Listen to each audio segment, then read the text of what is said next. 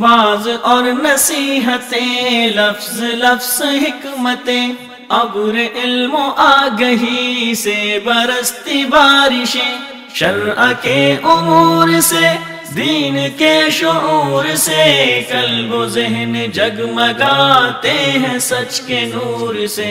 خطبہ جمعۃ المبارک،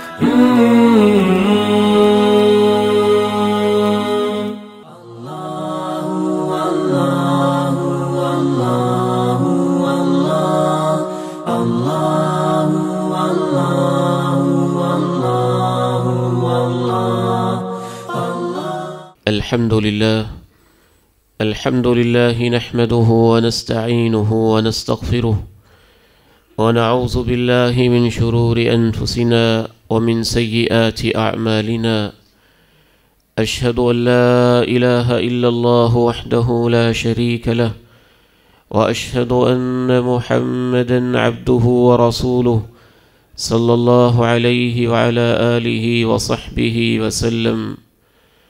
اللهم صل على محمد وعلى آل محمد كما صليت على إبراهيم وعلى آل إبراهيم إنك حميد مجيد۔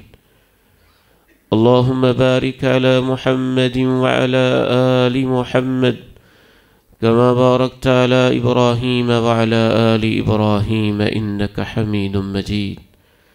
رب اشرح لي صدري ويسر لي أمري واحلل عقدة من لساني يفقه قولي۔ اللهم طهر قلبي من النفاق، وعملي من الرياء، ولساني من الكذب، وعيني من الخيانة، فإنك تعلم خائنة الأعين وما تخفي الصدور۔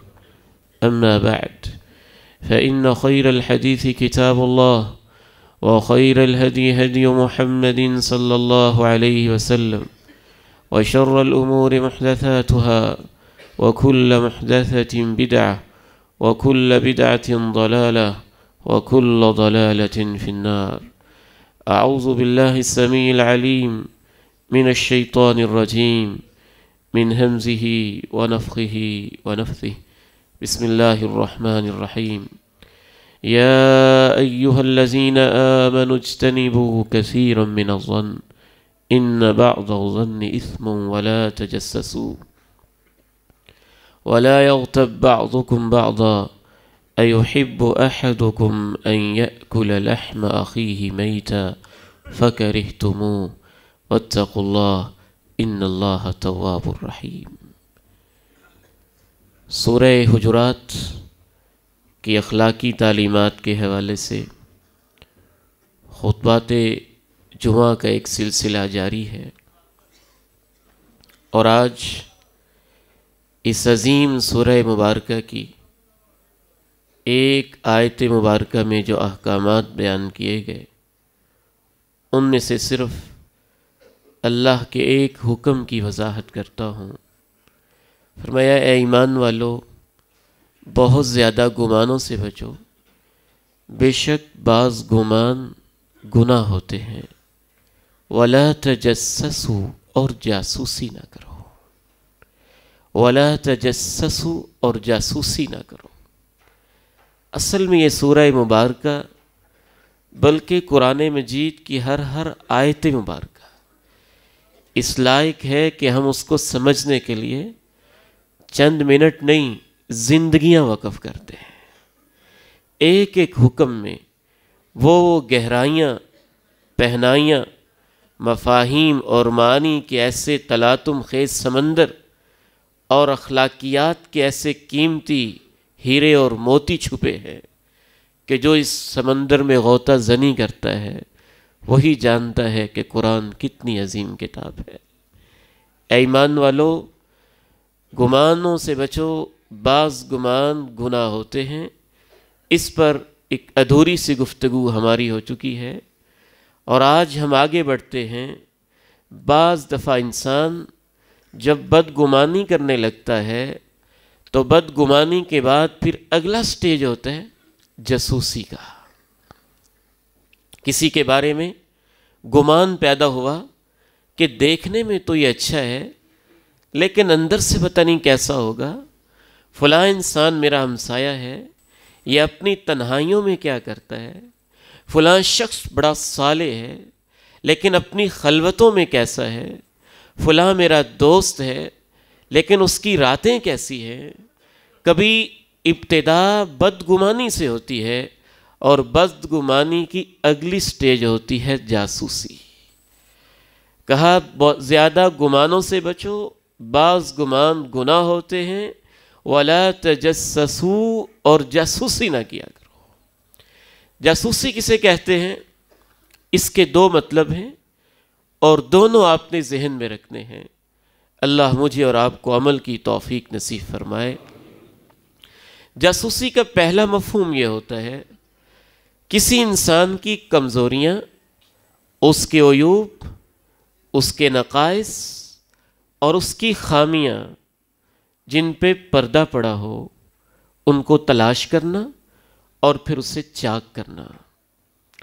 دوسرا مطلب جاسوسی یہ بھی ہے کہ ایسی معلومات، ایسی خفیہ انسان کی راز کی باتیں جو انسان دوسروں سے شیئر نہیں کرنا چاہتا، جو دوسروں کو نہیں بتانا چاہتا، اس کے ان رازوں کو ٹٹولنے کی کوشش کرنا، اس کی اس خفیہ باتوں تک رسائی کی کوشش کرنا، یہ دونوں چیزیں ہی جاسوسی میں آتی ہیں. یعنی جو پردے کی چیزیں ہیں، جو چھپی ہوئی چیزیں ہیں، جن کا آپ سے کوئی کنسرن نہیں ہے، کمزوریوں کو ڈھونڈنا یہ بھی جاسوسی ہے. ایسی خفیہ معلومات جو انسان کی پرائیویسی سے تعلق رکھتی ہیں، نجی زندگی سے تعلق رکھتی ہیں، یا وہ ان کو دوسروں کے سامنے آشکارا نہیں کرنا چاہتا، ان کو تلاش کرنا، دونوں کے لیے لفظ جاسوسی استعمال ہوتا ہے. اس کی وضاحت کے بعد میں آپ کے سامنے قیامت کا ایک منظر پیش کرتا ہوں. اس سے آپ کے سامنے واضح ہو جائے گا کہ جاسوسی کتنا بڑا جرم ہے. صحیح بخاری کی حدیث ہے، دو منظر ہے. رب تعالیٰ کی عدالت قائم ہے، انبیاء موجود ہیں، شہداء موجود ہیں، مرسلین موجود ہیں، فرشتے موجود ہیں، انسان موجود ہیں. بلکہ محدثین نے اس حدیث کی تشریح میں لکھا کہ جنات بھی موجود ہیں، کیونکہ ان کی بھی عدالت اللہ رب العزت نے قائم کرنی ہے اور ان کا بھی حساب ہونا ہے. تو تمام ذی شعور مخلوقات موجود ہیں، فرشتے بھی موجود، انسان موجود، انسانوں کی تمام اقسام موجود، جنات بھی موجود. رسول اللہ صلی اللہ علیہ وسلم کے صحابی جلیل جناب ابن عمر، ان کے ساتھی جناب صفوان کہتے ہیں کہ میں عبداللہ ابن عمر کے ساتھ جا رہا تھا. ایک آدمی آگے بڑھا، کہنے لگا جناب ابن عمر، وہ والی حدیث جس میں اللہ کے پیارے نبی نے قیامت کی سرگوشی کا منظر بیان کیا ہے وہ کیسے ہے؟ ذرا مجھے سنائے نا. اس موقع پہ جناب ابن عمر نے کہا سمعت رسول اللہ صلی اللہ علیہ وسلم، میں نے اللہ کے رسول علیہ السلام سے سنا تھا، آپ نے ارشاد فرمایا یدنی اللہ العبد یوم القیامہ حتی یضع کنفہ علیہ ویسترہ. تین باتیں ارشاد فرمائیں. بندہ مومن کو قیامت کے دن اللہ اپنے قریب کرے گا جیسے اس کی شان کے لائق ہے. یضع کنفہ علیہ، اس پہ اپنی حفاظت، اپنی رحمت، اپنی محبت، اپنی برکت اس کے اوپر ڈال دے گا. وَيَسْتُرُهُ، پوری کائنات موجود ہوگی لیکن اس بندے کو اللہ کائنات کی نگاہوں سے چھپا لے گا.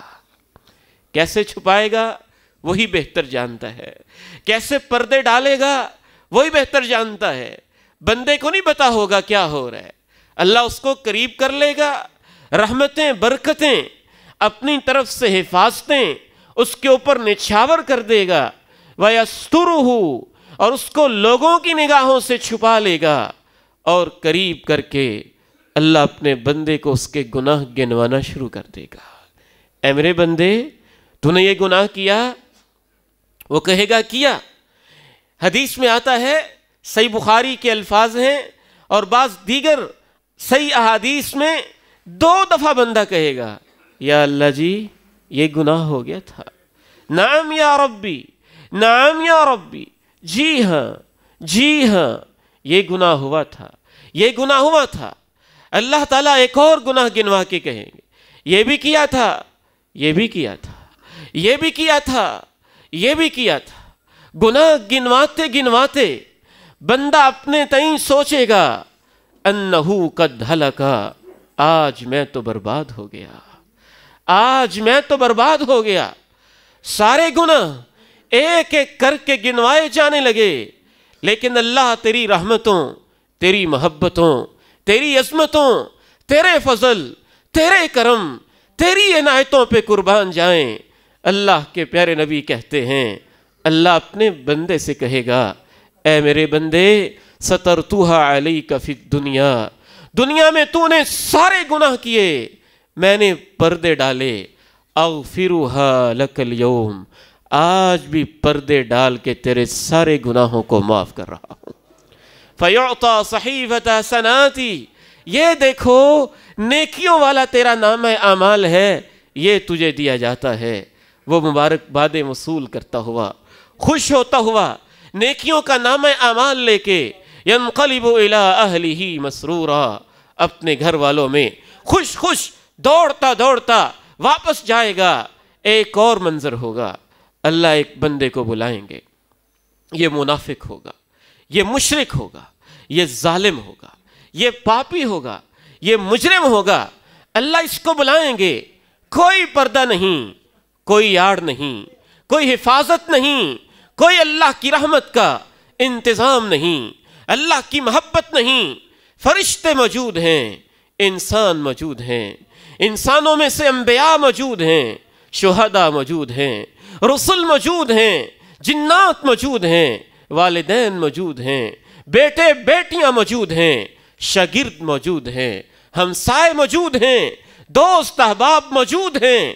پوری دنیا کے سامنے اللہ گواہوں کو کھڑا کرے گا، فرشتوں گواہی دو، کیا کرتا رہا؟ پوری دنیا کے سامنے فرشتے بولے یہ کرتا رہا۔ میرے نبیوں تم بھی گواہی دو، نبیوں نے گواہی دی۔ اعضاء سے کہا تم بھی گواہی دو، اعضاء نے گواہی دی۔ انسانوں سے کہا تم بھی گواہی دو، انسانوں نے گواہی دی۔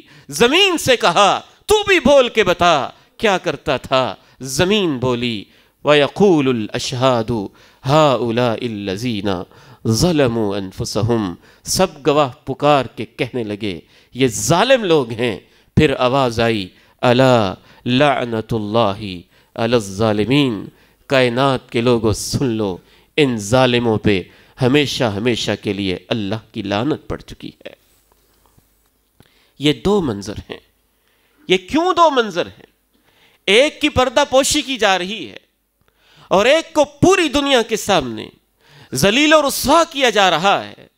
اس کی ایک وجہ تو یہ بھی ہے کہ جس کی پردہ پوشی کی جا رہی ہے وہ گناہ کر کے توبہ کرتا رہا، معافیاں مانگتا رہا، اس نے اپنی زندگی کو بدلا، اس کے گناہوں کو نیکیوں میں تبدیل کر دیا گیا۔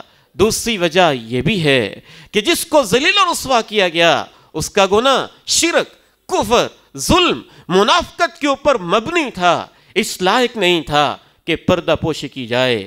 اور ایک اور حدیث سے معلوم ہوتا ہے اس کی وجہ یہ بھی ہے کہ جو پردہ پوشی اپنے جیسے انسانوں کی کرتا تھا اس کے گناہوں پہ اللہ نے پردے ڈال دیے، اور جو جاسوسیاں ہی کرتا رہتا تھا، ہر وقت کمزوریاں ہی ڈھونڈتا رہتا تھا، اپنے ہمسائے میں، اپنے دوست میں، اپنے عالم میں، اپنے خطیب میں، اپنے لیڈر میں، اپنے قائد میں، اپنے احباب میں، اپنے باس میں، اپنے ملازم میں، اپنے متحد میں، وہ ظالم انسان اس نے زندگی کا وتیرہ بنا رکھا تھا۔ کمزوریاں ڈھونڈنی ہیں، جاسوسیاں کرنی ہیں، نقائص کو تلاش کرنا ہے، تلاش کرنے کے بعد سب پڑے ہوئے پردوں کو چاک کرنا ہے۔ یہ بھی وجہ ہو سکتی ہے کہ وہ پردے چاک کرتا تھا تو اللہ نے اس کے گناہوں کے پردے پوری دنیا کے سامنے چاک کر دیے۔ اور یہ میں اپنی طرف سے نہیں کہہ رہا، یہ میں اس حدیث کی روشنی میں کہہ رہا ہوں جسے اللہ کے نبی علیہ السلام نے خاص اہتمام کے ساتھ بیان کیا تھا، اور اتفاق کی بات ہے کہ صحیح بخاری والی اس حدیث کے راوی بھی عبداللہ ابن عمر ہیں، اور اس حدیث کے راوی جو ابھی پیش کرنے لگا ہوں اس کے بھی عبداللہ ابن عمر راوی ہیں۔ جناب ابن عمر کہتے ہیں صعد رسول اللہ صلی اللہ علیہ وسلم المنبر، اللہ کے پیارے نبی علیہ السلام منبر پہ جلوہ افروز ہوئے، منبر پہ تشریف لائے۔ کیا آپ کے آنے کا انداز ہوگا؟ روضۃ من ریاض الجنہ، اور مدینہ رسول جیسا خوبصورت مبارک شہر، اور تربیت یافتہ صحابہ، اور ہماری مائیں پڑوس میں ان کے گھر، اس کے باوجود فنادا بصوت رفیع، اونچی آواز دی آپ نے۔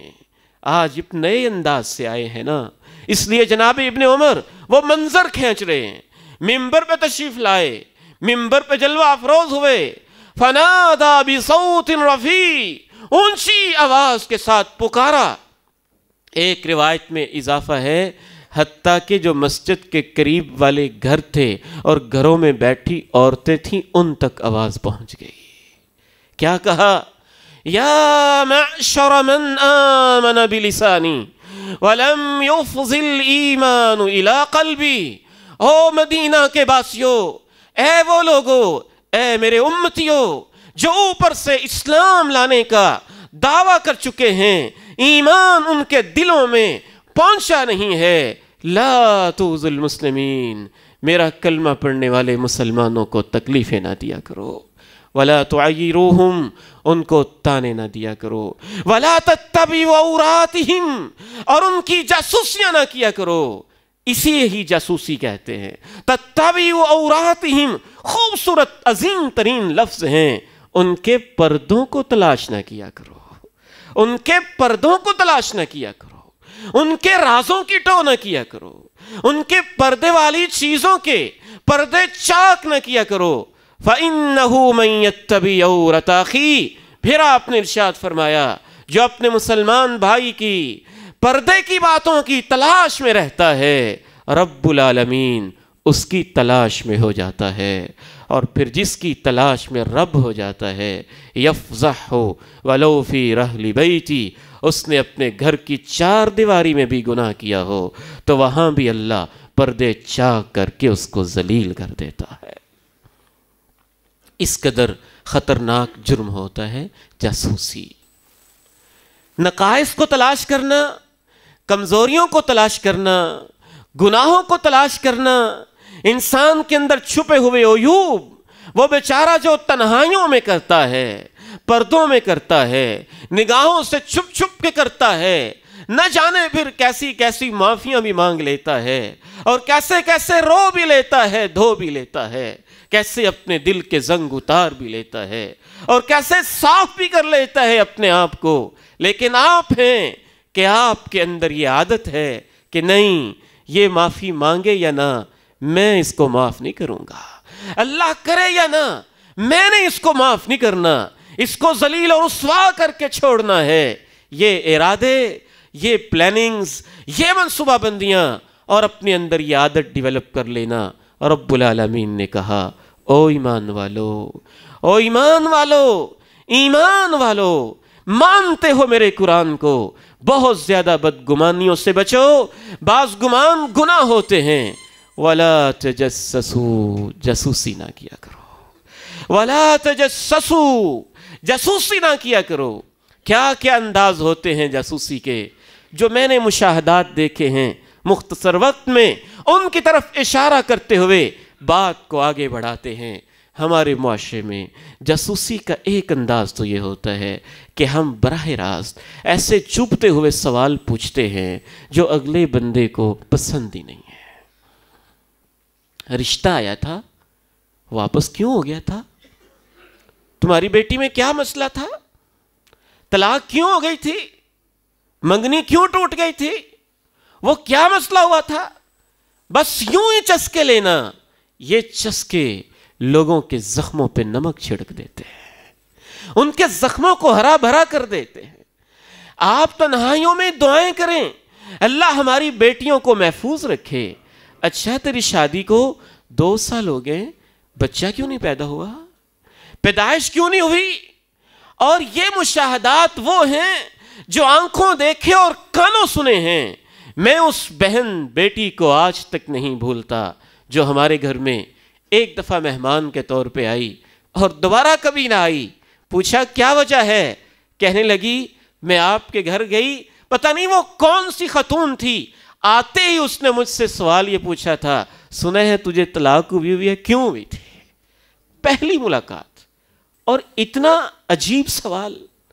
آپ لوگوں کے زخموں پہ کیوں نمک چھڑکتے ہیں؟ آپ ان سے ایسے سوال کیوں پوچھتے ہیں جو ان کو بتانا اچھا نہیں لگتا ہے؟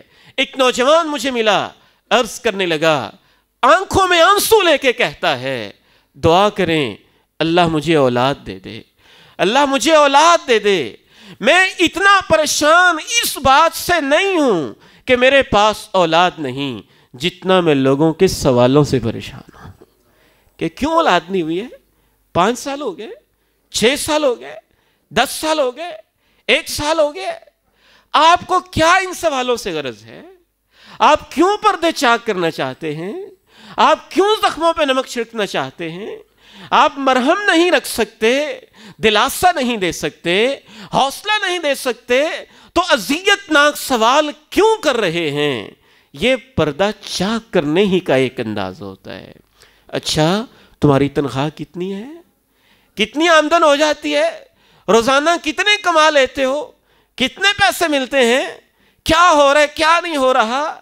اس طرح کے سوالات، وہ تمام سوالات جو کوئی انسان دوسروں کو نہیں بتانا چاہتا، ہمیں پتہ ہوتا ہے، ہمیں پتہ ہوتا ہے، ہم پھر بھی پوچھ رہے ہوتے ہیں اور اس کو تنگ کر رہے ہوتے ہیں۔ یا معشر من آمن بلسانی، اے وہ لوگو جو اپنی زبان سے دعوی ایمان کرتے ہو، ولم یفضل الایمان الی قلبی، ایمان ان کے دلوں میں نہیں پہنچا ہوا، لا تؤذوا المسلمین، مسلمانوں کو تکلیف نہ دیا کرو، مسلمانوں کو اذیت نہ دیا کرو، مسلمانوں کو تکلیف نہ پہنچایا کرو، اور ان کی پردے کی چیزوں کی تلاش اور ٹوبے نہ رہا کرو۔ جاسوسی کا ایک اور انداز یہ ہوتا ہے کہ ہم بعض دفعہ جاسوسی کرواتے ہیں معصوم بچوں سے، معصوم بچوں کو جب ہم اس چیز کے اندر انوالو کر لیتے ہیں تو ایسا انسان اتنا ظالم ہوتا ہے۔ صرف یہی نہیں کہ وہ جاسوسی کا مرتکب ہو رہا ہے، وہ بچوں کے خوبصورت مستقبل کو تباہ و برباد کر رہا ہے۔ یہ جو گھروں کے اندر سیاستیں چلتی ہیں، بعض دیہاتوں میں، گاؤں میں، شہروں میں، اداروں میں، دفاتر میں، پلازوں میں، مارکیٹوں میں، بازاروں میں، اس کا ایک گھناؤنا انداز یہ ہوتا ہے جاسوسی کا۔ معصوم بچوں سے پوچھا جاتا ہے تمہارے ابو کیا کرتے ہیں، تمہاری ماما کیا کرتی ہیں، تمہاری بہنیں کیا کرتی ہیں، تمہارا بھائی کیا کرتا ہے، گھر میں لڑائی تو نہیں ہوتی، گھر میں یہ تو نہیں ہوتا، گھر میں وہ تو نہیں ہوتا۔ کبھی عورتوں کے ذریعے سے جاسوسی کروائی جاتی ہے، اپنے گھر کی عورتوں کو بھیج کے دوسرے گھر کی عورتوں کے راز معلوم کرنے کی کوشش کرنا، یہ بھی ایک بدترین انداز ہوتا ہے جاسوسی کا جو ہمارے معاشرے میں اپنایا جاتا ہے۔ کبھی ملازموں اور خادماؤں کے ذریعے اور ماتحت لوگوں کے ذریعے جاسوسی کروائی جاتی ہے۔ ملازم سے پوچھتے ہیں تمہارا مالک کیا کرتا ہے، کیسے سلوک کرتا ہے، کیا کھلاتا ہے، کیا پلاتا ہے، کیسے رکھتا ہے، کیا دیتا ہے، کیا نہیں دیتا۔ ملازمین کے ذریعے، ماتحت لوگوں کے ذریعے کبھی ہم جاسوسی کرواتے ہیں، ہمسایوں کے ذریعے، پڑوسیوں کے ذریعے، ان کے ذریعے سے اور ان کے توسط سے اندر کے حالات کی ٹو کرنے کی کوشش کرتے ہیں، براہ راست غلط سوال پوچھ کے، اور کبھی کسی ذریعے سے جاسوسی کا ایک بدترین انداز کبھی کبھی یہ بھی ہوتا ہے، دروازوں سے جھانکنا، چھتوں سے جھانکنا، ونڈو سے جھانکنا، کان لگانا اور یوں محسوس کروانا کہ بندہ سویا ہوا ہے، اسے تو کوئی خبر نہیں ہے، لیکن باتوں کو سنتے رہنا، دیواروں کی اوٹ میں جاسوسیاں کرنا، کتنا خطرناک جرم ہے۔ رسول اللہ صلی اللہ علیہ وسلم صحیح بخاری میں ارشاد فرماتے ہیں، من استمع الى حدیث قوم وهم له کارہون، جس نے کسی گروہ کی بات سنی اور وہ نہیں چاہتے تھے کہ یہ ہماری بات سنیں. تو بندے گفتگو کر رہے ہیں, آپ پڑوس میں جا کے بیٹھ گئے, سنیں کیا کہہ رہے. عادت ہے نا, بعض لوگوں میں ڈیولپ ہو جاتی ہے. ہم تو اب تو آئی ٹی کا دور ہے, آئی ٹی کا دور ہے, اور اس میں تجسوسی کے نت نئے انداز متعارف ہو گئے. دوسروں کا ڈیٹا کھولنے کی کوشش کرنا, ان کے موبائل کے ذریعے سے ان کے اندر کے رازوں کو, ان کی کالز کے ریکارڈ کو, ان کے کالز کو, ان کی فون کو, ان کے لیپ ٹاپ کو, ان کے پورے جو بھی اکاؤنٹس ہیں, اکاؤنٹس کو ہیک کر کے کسی ذریعے سے کال ملائی ہے اور غلطی سے مل گئی, اور آپ خوب کان لگا کے سننے لگے کہ اب گھر میں کیا ہو رہا ہے, یہ کیا باتیں ہو رہی ہیں. یہ سب اس حدیث کی ذیل میں آتے ہیں. صحیح بخاری کی عظیم حدیث, آپ نے ارشاد فرمایا, جو کچھ لوگوں کی ایسی باتیں سنتا ہے جو وہ چاہتے ہیں کہ ہماری بات کوئی نہ سنے. من استمع الى حدیث قوم وهم له کارہون, جو لوگوں کی ایسی بات سنے جو لوگ چاہتے ہیں کوئی نہ سنے, صب فی اذنیہ الآنک یوم القیامہ, کل قیامت کے دن ایسے جاسوس انسان کے کانوں میں اللہ سیسا پگھلا پگھلا کے ڈالیں گے. پورے کر لو اپنے شوق سننے کے. یہ جو تمہارے کان میری حدوں کو پھلانگتے تھے اور وہ باتیں سنتے تھے جو دوسرے نہیں سنانا چاہتے ہیں, جاسوسیاں کرتے تھے, اللہ کے نبی علیہ السلام کی کیا عظیم تعلیمات ہے. قرآن کتنی عظیم کتاب ہے. ہمارے رویے کیسے ہیں.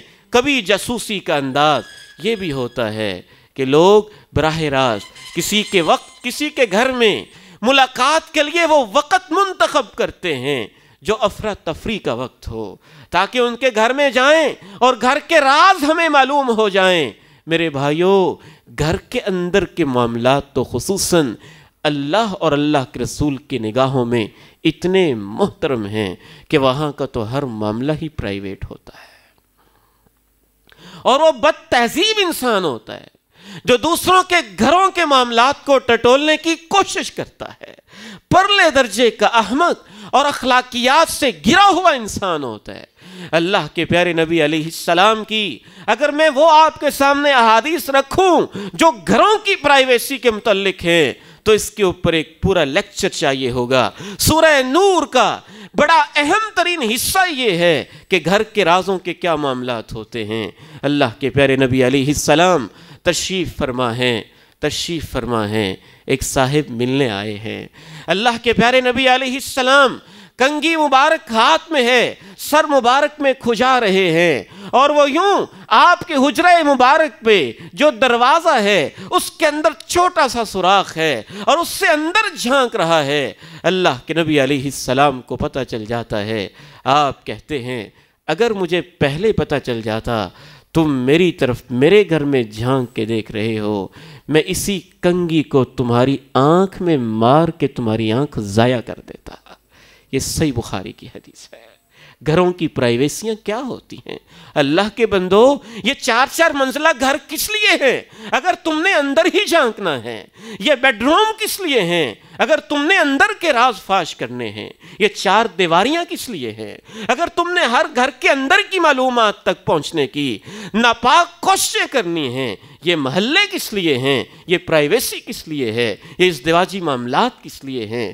یہ پردے کس لیے ہیں؟ یہ دیواریں کس لیے ہیں؟ یہ اتنے جتن اپنے گھر کے لیے کس لیے انسان کرتا ہے؟ اگر آپ نے اس کی پرائیویسی میں خلل انداز ہونا ہے اور اس کی نجی معاملات کو اور گھر کے معاملات کو بازاروں میں لے کے آنا ہے. میں بار بار کہتا ہوں, اس سوشل میڈیا نے ہماری اخلاقیات کے جنازے نکال کے رکھ دیے ہیں, تباہ و برباد کر کے رکھ دیا ہے ہماری اخلاقیات کو. پتہ نہیں کیا ہو گیا لوگوں کو, ہر وقت سیلفیاں بن رہی ہیں.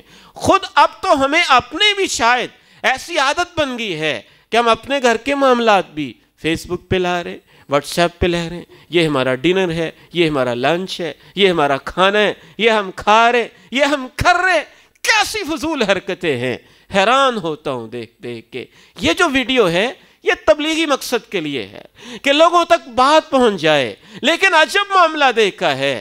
تبلیغ کے بعد کھانے پہ بیٹھتے ہیں تو ہر چیز کا منظر, ہر چیز کو بس کیمرے کی آنکھ کے نیچے ہر چیز آنی چاہیے. اب کھانا کھا رہے ہیں, اب چائے پی رہے ہیں, اب یہ کھا رہے ہیں, اب یہ کر رہے ہیں, ہر چیز, ہر بات کی پرائیویسی ہوتی ہے.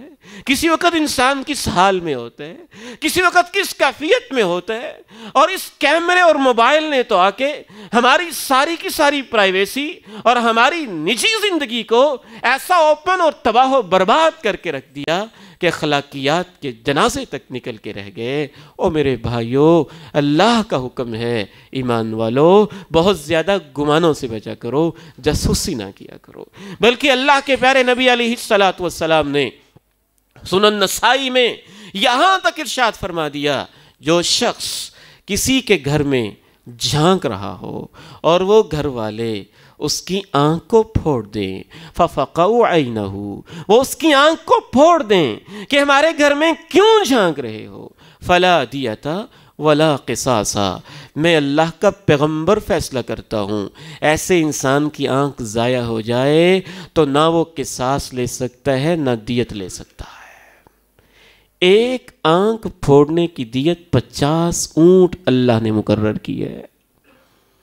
اتنی عظیم نعمت ہے آنکھ, لیکن وہ آنکھ جو جاسوس ہو جائے, جو لوگوں کے گھروں میں جھانکے, اندر ٹٹولے کے کیا ہو رہا ہے, اس طبیعت کو اللہ کے پیارے نبی نے اتنا ناپسند کیا کہ اسے گھروں کا تقدس کہیے کہ ایک قانون بنا دیا رہتی دنیا تک کے لیے. اگر یہ ثابت ہو جائے کہ اس وجہ سے اس کی آنکھ ضائع ہوئی ہے, وہ بدلے کا بھی تقاضا نہیں کر سکتا, قصاص کا تقاضا بھی نہیں کر سکتا, ولا دیتا, اور وہ 50 اونٹ دیت کا مطالبہ بھی نہیں کر سکتا ہے.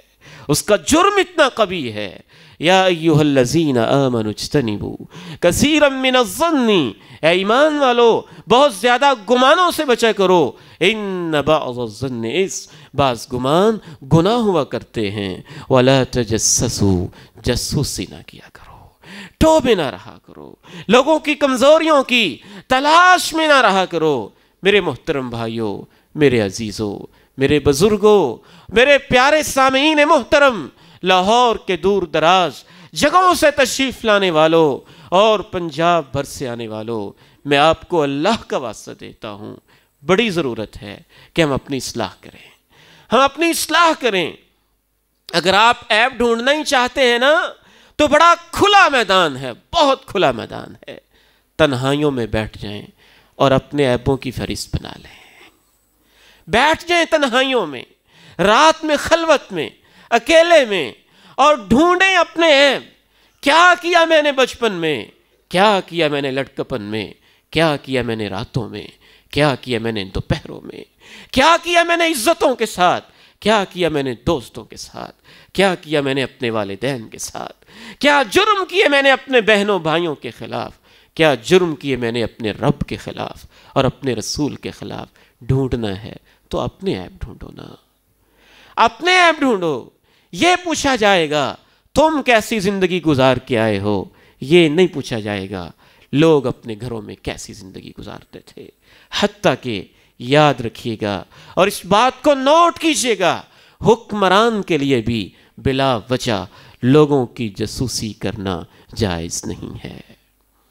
سوشل میڈیا پہ جب میں اس طرح کے میسیجز پڑھتا ہوں نا کہ تمام کالز ریکارڈ ہو رہی ہیں اور تمام ڈیٹا ریکارڈ کیا جا رہا ہے, اللہ جانتا ہے سچ ہوتی ہے جھوٹ ہوتا ہے, یہ تو اللہ بہتر سمجھتا ہے, لیکن تمام لوگوں کی کالز کو ریکارڈ کرنا کہاں کی اخلاقیات ہے؟ شرعاً تو اس کی کوئی اجازت نہیں.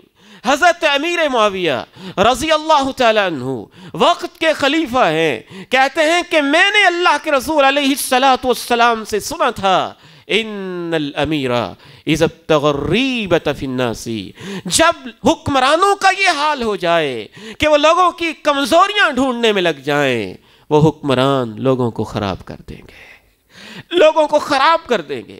جناب ابو الدرداء کہتے ہیں اللہ کے پیارے نبی سے حضرت امیر معاویہ نے جو بعد کے خلیفہ بننے والے تھے یہ ایسی حدیث سنی کہ جب وہ خلیفہ بنے تو اس سے اللہ نے ان کو بہت فائدہ دیا, اس سے اللہ نے ان کو بہت فائدہ دیا. ہاں, چند ایک مقامات ہیں جہاں ہماری ذمہ داری بنتی ہو, وہاں ہم ٹوہ میں رہ سکتے ہیں، وہاں ہم حالات سے آگاہ ہو سکتے ہیں۔ ہماری اولاد وہ بھی اس وقت جب خطرہ ہو کہیں گناہ میں نہ پڑ جائے، جب اندیشہ ہو، علامتیں ایسی محسوس ہونے لگیں یا ان کی حرکتیں بتانے لگیں کہ کہیں کسی ایسے گروہ کا یہ شکار نہ ہو جائیں، غلطیوں کا، بری راہوں کا شکار نہ ہو جائیں، تو اس وقت بحیثیت والدین وہ بھی اس وقت جب اندیشہ ہو، جب کوئی ایسی علامتیں ہوں کہ غلط راہوں میں نہ کہیں پڑ جائیں، تربیت کی مجبوری جب بن جائے، تو اس وقت ہم اپنی اولاد کے حالات سے آگاہ رہ سکتے ہیں تاکہ ہم ان کی تربیت کر سکیں۔ اس وقت یہ ہماری مجبوری بن جاتی ہے۔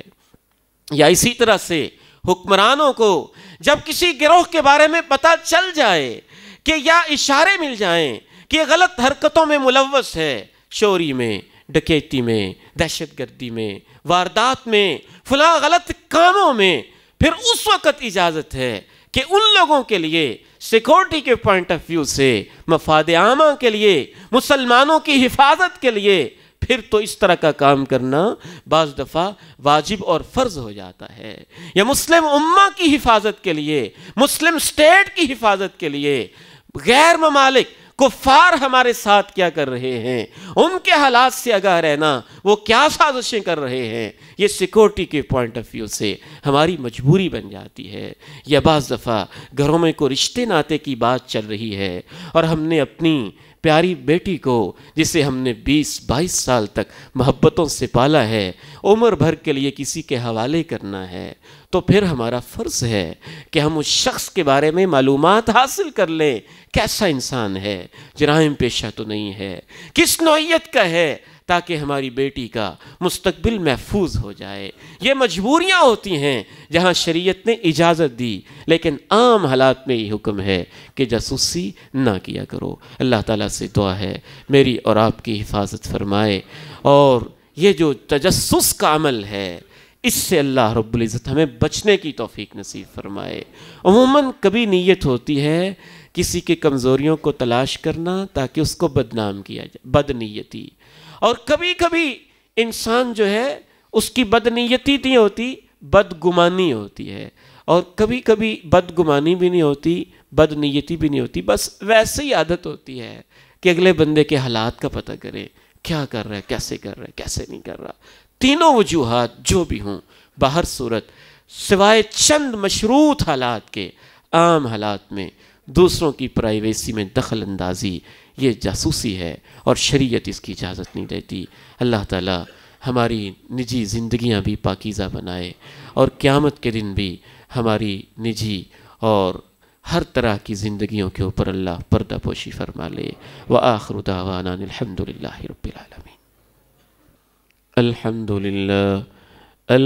للہ نحمده ونستعینه ونستغفره ونعوذ بالله من شرور أنفسنا ومن سيئات أعمالنا، أشهد أن لا إله إلا الله وحده لا شريك له، وأشهد أن محمدا عبده ورسوله صلى الله عليه وعلى آله وصحبه وسلم۔ اللهم صل على محمد وعلى آل محمد كما صليت على إبراهيم وعلى آل إبراهيم إنك حميد مجيد۔ اللهم بارك على محمد وعلى آل محمد كما باركت على إبراهيم وعلى آل إبراهيم إنك حميد مجيد۔ اللهم استر عوراتنا وآمن روعاتنا، اللهم استر عوراتنا وآمن روعاتنا، اللهم استر عوراتنا وآمن روعاتنا۔ ربنا ظلمنا أنفسنا وإن لم تغفر لنا وترحمنا لنكونن من الخاسرين۔